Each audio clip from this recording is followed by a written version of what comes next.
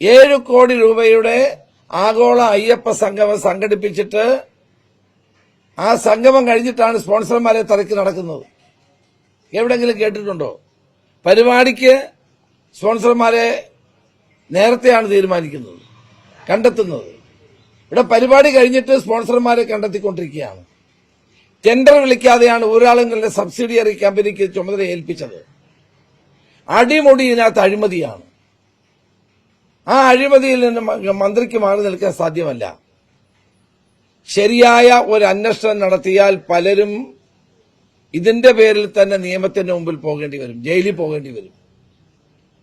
ശരിയായ അന്വേഷണം ഈ കാര്യത്തിൽ ഉണ്ടാകണം. ഉണ്ടാവുകയാണെങ്കിൽ പലരും അഴി എണ്ണേണ്ടി വരും.